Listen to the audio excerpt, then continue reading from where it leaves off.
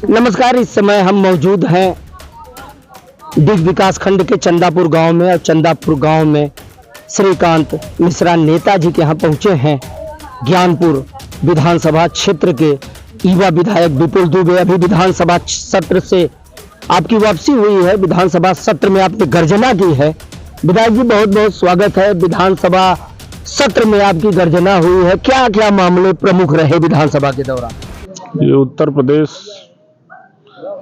की सरकार का 18वीं विधानसभा का तीसरा बजट सत्र था और प्रदेश के कल्याण के लिए, जनहित की योजनाओं के लिए, गरीब कल्याण के लिए, महिलाओं को आत्मनिर्भर बनाने के लिए, नौजवानों के रोजगार के लिए हमारी सरकार कृत संकल्पित है। निश्चित तौर पर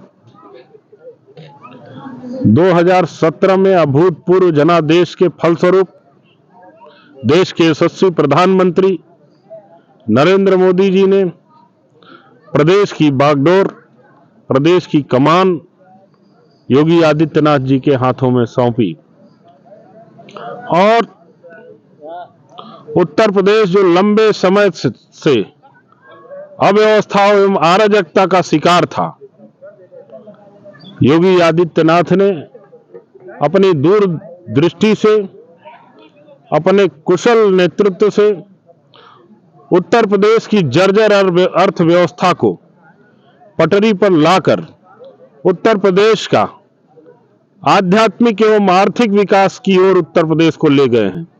निश्चित तौर पर आज उत्तर प्रदेश का शासन कहीं न कहीं राम राज्य की अवधारणा से अनुप्रेरित होकर के सभी का साथ, सबका विकास की ओर अग्रसर है। हम बधाई देते हैं यशस्वी मुख्यमंत्री को कि ये जो तीसरा बजट पेश हुआ है उससे ज्ञानपुर विधानसभा में भी लगभग 500 करोड़ की परियोजनाएं पाइपलाइन में है। 200 करोड़ की परियोजना स्वीकृत हो चुकी है और उस बजट का पूरा लाभ ज्ञानपुर विधानसभा को मिलेगा।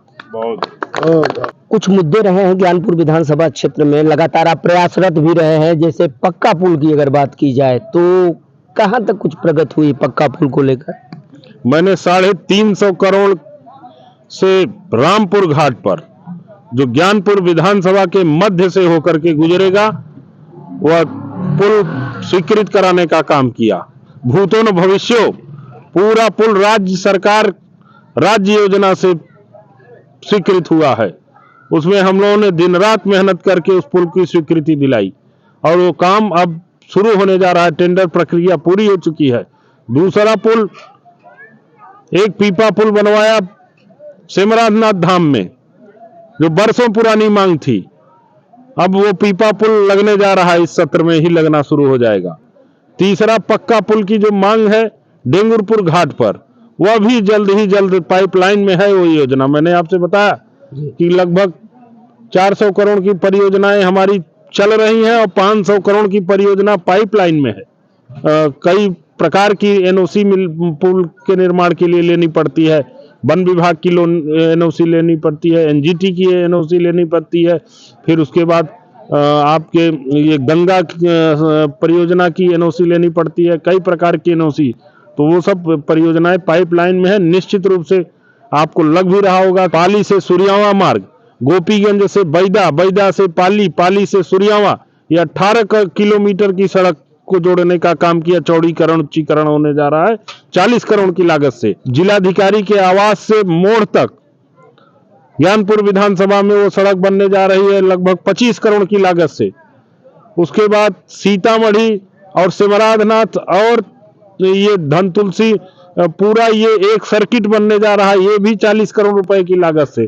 ज्ञानपुर से नथईपुर, नथईपुर से बीरमपुर अकोढ़ा होते हुए ये भी 21 किलोमीटर की सड़क चौड़ीकरण होकर के तैयार है। कभी गए आप वहां पे, विजिट किए उस एरिया में? जी। कैसी बनी है सड़क? वो बहुत ही बढ़िया, बहुत बढ़िया। 7 मीटर चौड़ाई में, जो सड़कें 3-3 मीटर चौड़ाई में बनी हुई थी वो सब डबल लेन की सड़क बन रही है ज्ञानपुर विधानसभा में। अगर विधायक जी हम बात करें सनातन धर्म और संस्कृति की, आपने मुख्यमंत्री योगी आदित्यनाथ को धन्यवाद दिया है, लेकिन महाकुंभ जिसने इतिहास रच दिया, 66 करोड़ से अधिक लोगों ने डुबकी लगाई इस महाकुंभ में। और महाकुंभ की एक तरफ बात हो रही है, सनातन को जागृत करने की बात हो रही है, तो दूसरी तरफ औरंगजेब को आदर्श बताया जा रहा है। वो लोग भी औरंगजेब को महिमा मंडित कर रहे हैं। वो लोग सनातन से उनका कोई लगाव नहीं है, कोई प्रेम नहीं है।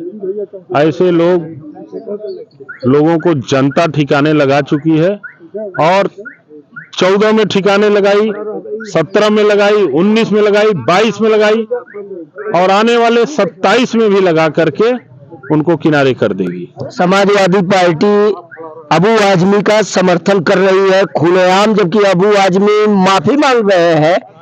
क्या मानते हैं कि ऐसे विचारधारा के लोगों के साथ क्या होना चाहिए? वो समाजवादी पार्टी का और अबू आजमी का विषय है, उस पर हम बहस नहीं करना। विधानसभा में मुख्यमंत्री ने कहा है कि इनको निकालिए पार्टी। मुख्यमंत्री जी ने जो कहा है वो ठीक ही कहा होगा, उसमें मुख्यमंत्री जी जो कहेंगे वो ठीक ही कहेंगे। समाजवादी पार्टी पे हमला बोला है डॉक्टर संजय निषाद ने, क्या कहें? नहीं, मैं उनका पूरा वक्तव्य पढ़ नहीं पाया था, देख भी नहीं पाया था। विधान परिषद अलग चलती है, विधानसभा अलग चलती है जी। मैं देख लूंगा क्या बोला है तो फिर आपसे उस पर बहस होगी। बहुत बहुत धन्यवाद। तो ये थे ज्ञानपुर के विधायक विपुल दुबे, जिन्होंने कई मसलों पे बात किया है। खास तौर से अगर हम बात करें विकास की, तो वाकई में ज्ञानपुर विधानसभा क्षेत्र जो विकास से लगातार आच्छादित हो रहा है, इसमें किसी तरह का संदेह नहीं है। चाहे सीतामढ़ी से अमरनाथ को जोड़ने वाला कॉरिडोर बन रहा हो या फिर यहाँ की सड़कें, जो वाकई में आजादी के बाद ऐसी तमाम सड़कें थी जिनका विकास होना चाहिए था लेकिन अपेक्षाकृत नहीं हो पाई थी, ऐसे सड़कों को जोड़कर विकास की मुख्य धारा से जोड़ा जा रहा है।